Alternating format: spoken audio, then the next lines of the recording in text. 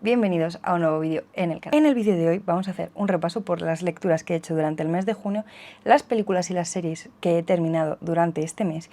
Este mes no va a haber videojuegos porque por desgracia no he estado jugando prácticamente a nada y pues no he terminado ningún videojuego que os pueda recomendar, así que ese apartado este mes no lo vamos a tener, pero lo vamos a cambiar por conciertos a los que sí que he ido y que os quiero hablar de ellos, por si en algún momento podéis conseguir entradas para alguno de estos artistas que pues os los recomiendo en directo. Este mes ha sido un poco rocambolesco en lo que a mi vida personal se ha referido, entonces ha habido momentos en los que no he leído nada, he visto muchas películas, luego ha pasado lo contrario, que he estado leyendo un montón pero no he estado viendo nada de contenido, entonces hay un poco amalgama de cosas, pero bueno, vamos a ir por orden. Empezamos por las lecturas y es que el primer libro que yo terminé en el mes de junio ha sido Bienvenidos a la librería de Hyun Dong, que es un libro que nos cuenta una señora que pues tenía su vida, tenía su trabajo y había hecho todo lo que se suponía que tenía que hacer en la vida.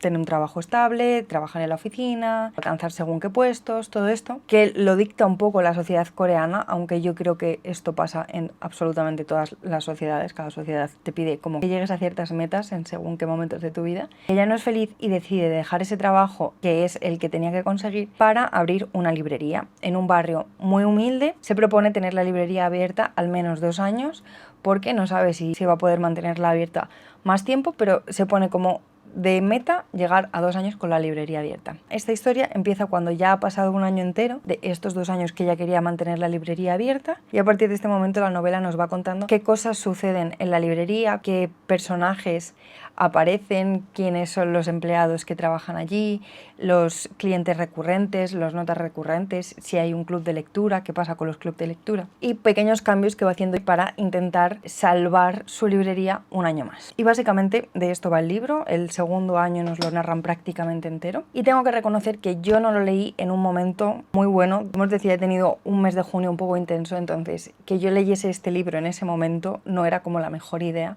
entonces no lo disfruté mucho porque me costaba, me ponía contra cosas que no me apetecía leer en ese momento. La gente dice que este libro es increíble, que está muy bien. Yo, como estaba en este momento personal, no era lo que más me apetecía leer y por eso le di un 3,75. Aún así, creo que hacia el final de la novela sí que empecé a empatizar con ciertos personajes, a interesarme por las cosas que les pasaban y todo esto. Entonces creo que es un libro que yo releeré dentro de unos años, cuando esté un poco más estable, espero, y probablemente sí que lo disfrute mucho más de lo que lo he hecho ahora mismo. El segundo libro que terminé en junio es Rebelión en la Granja. Es una historia muy conocida, es un clásico de la literatura moderna. En esta historia los protagonistas son unos animales que viven en una granja, que consideran que viven explotados por los humanos que llevan esa granja.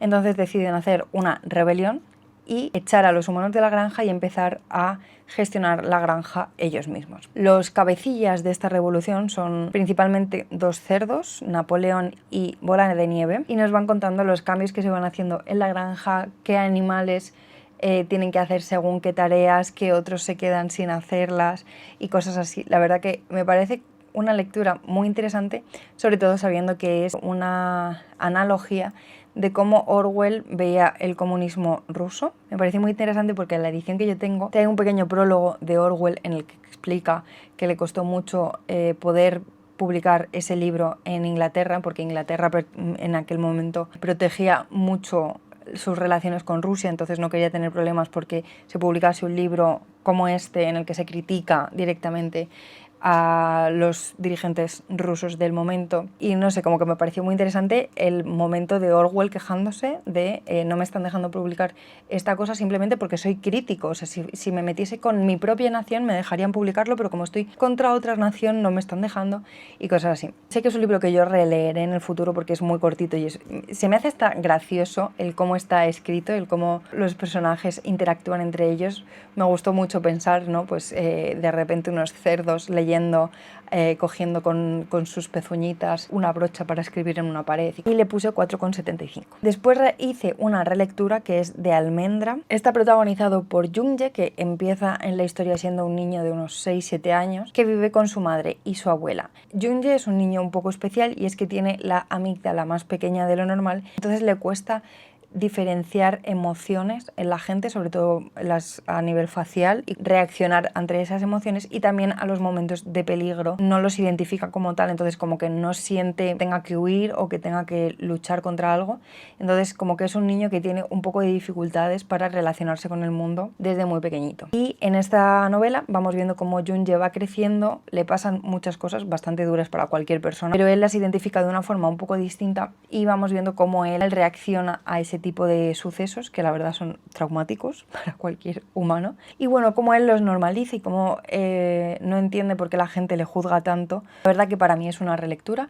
Yo este libro lo leí en 2023, que fue el año en el que yo empecé de nuevo a leer, porque estuve como 6 o 7 años sin prácticamente leer nada, quitando mis lecturas de Mistborn durante los veranos. Entonces yo leí este libro como uno de los primeros libros de literatura coreana que yo leía. Entonces, al enfrentarme a esta relectura, no sabía exactamente cómo iba a ser, porque claro, en aquel momento me encantó, me pareció como súper diferente, porque era la primera vez que yo leía literatura coreana, y esta vez pues ya he leído mucho más, tanto japonesa como coreana, y entonces me daba un poco de cosa, pues no me sorprendiese tanto o no me pareciese tan increíble como me lo había parecido la primera vez que lo leí, pero aún así me ha resultado muy interesante y me ha parecido un 5 estrellas, igual que me pasó la primera vez que lo leí. Además, creo que este libro representa bastante bien cómo escriben los coreanos o cómo se traduce la literatura coreana al castellano. Entonces, si estáis pensando en leer algún libro que no sea como cozy, porque no es cozy para nada este libro, creo que es un buen ejemplo de cómo es la ficción contemporánea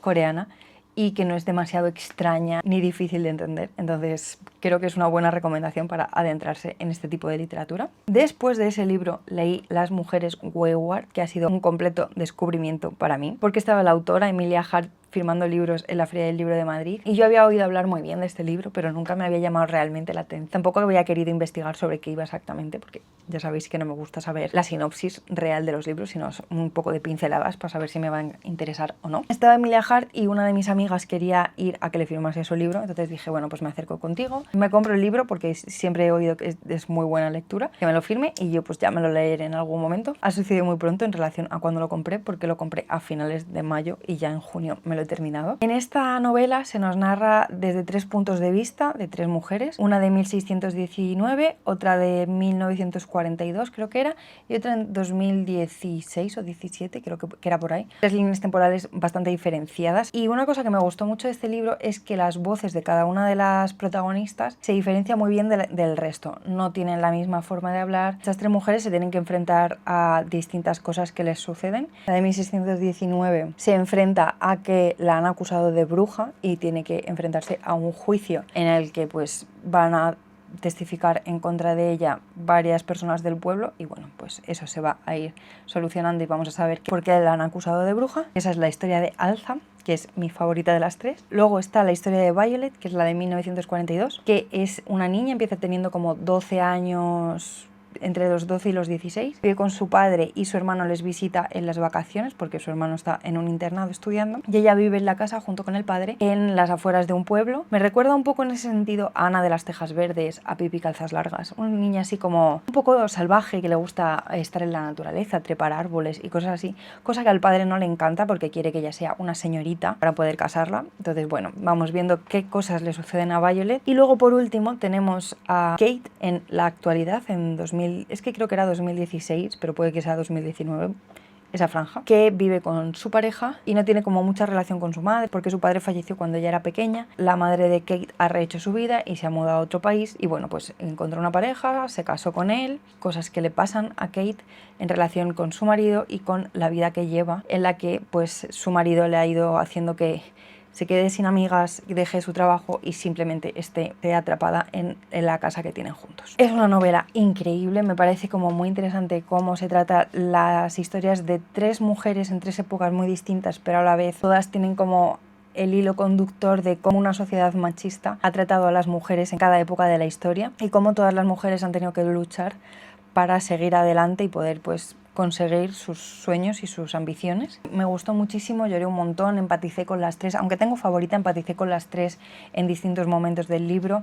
Es un libro un poco extenso, vamos a decir, tiene unas pocas páginas, Creo que mi edición tenía como en torno a 400 páginas, pero aún así no se me hizo nada pesado. Y lo que os digo, los personajes están como muy bien diferenciados y sus problemáticas también están diferenciadas, pero a la vez todas van en la misma dirección y te llevan muy fácilmente. Y luego además tienen como personajes secundarios que también me parecieron muy chulos y que de alguna forma van interconectando todas las historias. Yo lo recomiendo un montón, le di 5 estrellas porque es que es muy chulo y debería leerse mucho más. Creo que este libro tuvo su momento hace unos años y que últimamente pues ya no se habla tanto de este libro porque Emilia Hart, o sea, ha sacado otros 2 libros desde que se publicó Las mujeres Wayward, pero este libro me ha marcado muchísimo, me ha gustado un montón y ahora no dejo de recomendarlo, así que os lo recomiendo muy fuertemente. Y para terminar las lecturas del mes de junio, cerramos con Dorayaki, que es un libro bastante cortito, pero que tiene como bastante profundidad. Es una novela protagonizada por un hombre que trabaja en una tienda de dorayakis. No le encanta su trabajo. Tiene ese trabajo porque le debe dinero a la propietaria del negocio y entonces llegaron al acuerdo de que él trabajaba haciendo los dorayakis y una parte del sueldo iría para pagar las deudas que tenía con esta mujer. Y en el transcurso del tiempo hay una señora muy mayor que llega a la tienda de dorayakis y le dice que quiere trabajar. El hombre de primeras no quiere contratarla porque sabe que es un muy mal trabajo. Estaba pensado pues para algún estudiante de a tiempo parcial que quisiera pues ganar un poquillo de dinero. Y ella le dice que no le importa, que quiere trabajar en ese sitio, que por favor la contrate. Y luego pues el resto del libro nos va hablando de la relación que desarrollan este hombre con la señora, cómo crean lazos de amistad, se podría decir, y cómo pues van aprendiendo el uno del otro y pues cómo es la vida, ¿no?, a través de varios meses siguiendo a estos 2 protagonistas. Es un poco similar en ese sentido a la librería de Hyunandong, pero creo que este libro habla más desde la perspectiva de no estar conforme con tu trabajo, pero aprender a cuidarlo y a tenerlo, y a tener como cariño hacia él, no que te guste, pero como desarrollar algún tipo de afecto con lo que haces. Creo que para mi momento vital cayó mejor este mensaje que el que tenía la librería de Hyunandong. Entonces lo disfruté bastante más. La historia en sí no es que sea muy rocambolesca, es bastante cozy en ese sentido. Y me gustó pues las relaciones que se crean y cómo también habla de una problemática que hubo en Japón, pero es un poco spoiler, así que no voy a deciros cuál es. Si queréis saberlo tendréis que leer el libro. Y yo le di 4 estrellas. Ahora vamos a empezar el apartado de películas y series. Primero hablaré de las películas y por último de la serie que terminé durante este mes de junio. Pero vamos a empezar con las películas y es que la primera película que yo vi en el mes de junio fue de drama. Y es que esta película yo no sabía exactamente de qué iba a ir, simplemente pues sabía que salían Zendaya y Robert Pattinson, me parecen 2 actorazos y me pareció muy interesante la trama de esta película. Si aún no la habéis visto tampoco quiero hacer mucho spoiler porque creo que es importante el momento sorpresa, pero bueno, básicamente los personajes principales están a punto de casarse y una semana antes de la boda uno de los personajes descubre un secreto bastante fuerte del otro protagonista y cómo reaccionan tanto ellos como unos amigos con los que están teniendo una cena a este momento. Creo que es más importante la reflexión que hace sobre qué es más importante para las personas, si los actos que hacemos o los que están en nuestra cabeza pero nunca llegamos a hacer. Siento que estoy haciendo como un poco críptico esta review, pero a la vez es muy siento que es muy importante el momento sorpresivo de esta película. También creo que es importante hablar de esa película, cómo está hecho el montaje y el sonido. Creo que son súper importantes a la hora de la narración de la trama que está sucediendo. Mega extraños en algunos momentos y algunas veces hasta incómodos. Creo que también eso ayuda a comprender a los personajes y a juzgarlos de la misma forma que ellos están juzgando al resto de personajes. Como que siento que cada vez que la vaya a ver voy a opinar distintas cosas dependiendo de en qué personaje me centre, entonces como que me gustaría volver a verla y le di 4 estrellas. Después por fin me vi La larga marcha, la adaptación cinematográfica del libro de Stephen King, que fue mi primera lectura de Stephen King, y me parece que está súper bien adaptado. Evidentemente no es exactamente igual que el libro, pero creo que no se hace nada largo una película sobre gente caminando, básicamente. La larga marcha es un evento que sucede en un Estados Unidos distópico, en el que cada año se junta pero una cantidad de chavales de 18 años y tienen que andar durante lo que aguanten sin parar, sin poder parar ni a comer, ni a hacer necesidades, absolutamente nada, no pueden parar nunca ni a dormir, y gana el último que queda en pie. Han hecho un pequeño cambio en el final de la película con respecto al final del libro, pero creo que se entiende el mismo mensaje, creo que llega bastante bien. Y eso, lo que os digo, que un libro en el que pues todo el rato están andando, también hay como flashbacks y no estás como todo el rato literalmente en la marcha, y en la película sí que es como bastante más constante el hecho de estar todo el rato en la larga marcha, y aún así creo que está como súper bien adaptada porque no se hace nada pesado una película de gente caminando. Entonces creo que han hecho muy buen trabajo y os la recomiendo un montón. También le di 4 estrellas a esta película. Luego vi Hoppers, que es una de las últimas películas, creo que, no sé si es de Disney o de Pixar. Ya dudo, ya no se diferencian tanto las películas de Disney y Pixar. Tengo que decir que a mí no me ha gustado muchísimo. Estaba bien, estaba para verla, pero no para volver a verla, siento. En una ciudad que está siendo explotada por el alcalde, están construyéndose muchas viviendas y se está destruyendo como el paraje natural que le rodeaba. En un momento descubre, una de sus profesoras está desarrollando un animatrónico en el que puedes meter tu cerebro para poder entender a los animales. Entonces ella consigue meterse en la cabeza de este animatrónico e irse con los animales a intentar avisarles y de explicarles que hay que como que rebelarse contra la sociedad. Es un poco rebelión en la granja, ahora que lo pienso, para reclamar ese paraje natural y que no lo ocupen los humanos. Y bueno, pues no está mal el mensaje en sí, siento que es bastante como a favor de la protección medioambiental, que siempre es una cosa pues que está bien, ¿no? Que se hable de este tema. Pero a la vez siento que no es las películas que hacía Disney, de como que no siento ya esa explosión de decir wow, qué película, me encanta, es increíble. No sé, como un poco decepcionada últimamente con lo que es la animación internacional, sobre todo eso, grandes productoras, rollo Disney, Pixar, DreamWorks. No sé, últimamente está un poco floja la animación. Creo que, sinceramente, la última tocha han sido de Sony y han sido el Spider-Verse y las K-Pop Demon Hunters. Entonces, ojalá que Disney vuelva a traer algo de esa frescura, aunque por el momento no tiene pinta. Y DreamWorks tampoco se queda atrás, porque el SLES-REC este que van a sacar, telita. Y pero seguimos con la siguiente película que vi en junio, y ha sido El Día de la Revelación o Disclosure Day, que es la última película de Steven Spielberg, que recomiendo mucho ir a verla al cine porque creo que el sonido en esta película es bastante importante. Tiene 2 protagonistas principales, tienen algún tipo de conexión con unos seres extraterrestres. Es que la trama de esta película es increíble. Se ven amenazados por una de las unidades del gobierno que tiene como bastante manga ancha para ir en contra de que la gente sepa que existen los extraterrestres. Y bueno, pues hay una lucha, hay como conexiones mentales. Es muy loca esta película.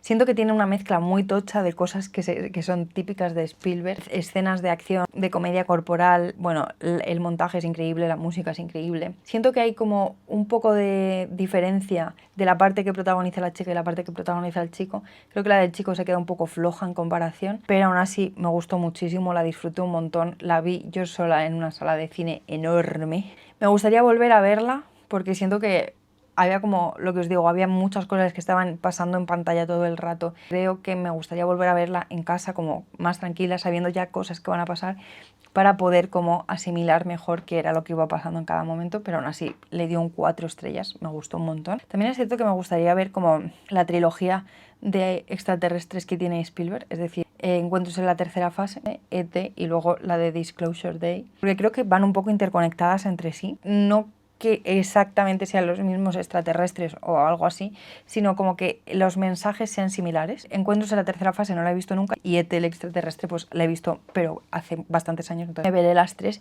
y creo que será una muy buena época así como para hacer maratón de películas sobre extraterrestres. Después me vi Muy lejos. Hacía bastante tiempo que quería ver esta película, me pareció muy interesante, y es que está protagonizada por un chaval que ha ido a ver un partido de fútbol a Utrecht. No me acuerdo de quién eran aficionados. Como no sé de fútbol, no me acuerdo de qué equipo de fútbol jugaba, pero el caso es que había habido como lo típico de que la asociación ha ido a ver el partido de este equipo a Alemania, creo que era, justo antes de tener que volverse de nuevo a España.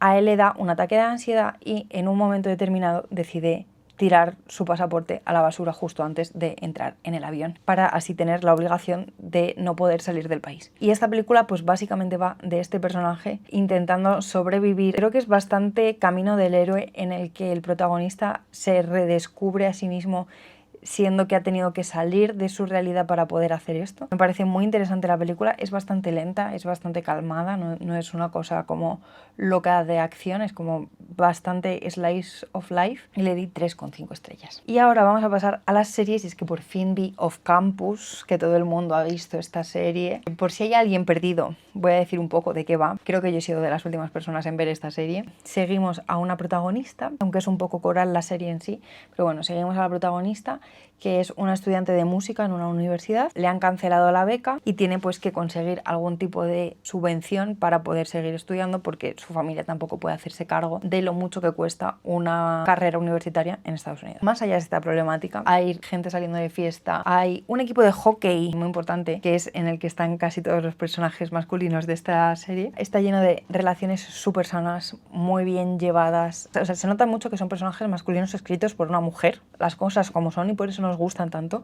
Es increíble esta serie, la recomiendo muchísimo, creo que todo el mundo lo ha recomendado. La he puesto como una de las favoritas de este año, siendo que yo pensaba que iba a ser una mamarrachada y para nada de eso. Y la última serie que he visto en junio ha sido From, la 4ª temporada. La recomiendo muchísimo, va a tener 5 temporadas, ya lo dijeron desde el principio, que la 5ª va a ser la última temporada, así que yo personalmente os recomendaría que, si os interesa un poquito lo que os voy a decir a continuación, que os la empecéis ahora, veáis las 4 temporadas para que cuando salga la 5ª podáis verla y ya lo veis como todo del tirón. Y es que From es un sitio al que llega la gente de una forma muy concreta, y es que están yendo por una carretera, da igual de qué parte del país, de Estados Unidos evidentemente, porque todas las series ocurren en Estados Unidos.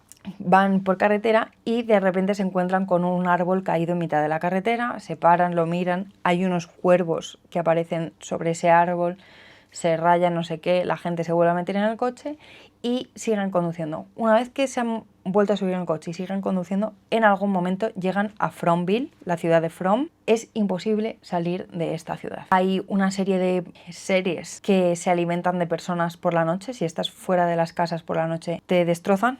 Pasan cosas raras, hay cosas como que no se entienden y hay como una especie de misterio alrededor de este lugar, y los personajes que han quedado atrapados dentro de Fromville quieren saber cómo poder conseguir salir. Toda la serie consiste en querer salir de este sitio. Está escrita por los creadores de Lost. Yo no me he visto Lost entera, no sé cómo acaba, no quiero saberlo, no lo dejéis en los comentarios. Creo que sí que sigue un poco el momento este de Lost, de cosas raras que de repente pasan, le intentan buscar una explicación, aparecen entes, no sé, como siento que va mucho en esa dirección. Y lo que os digo, se sabe que va a tener 5 temporadas desde el principio, que va a tener un cierre como mucho más coherente. En esta 4ª temporada ya se han ido dando explicación a cosas que han pasado en las 3 temporadas anteriores, y supongo, espero y deseo que en la 5ª temporada resuelva todo esto y pues nos den explicaciones de por qué existe Fromville o cómo funciona exactamente y todo esto. Yo os la recomiendo un montón.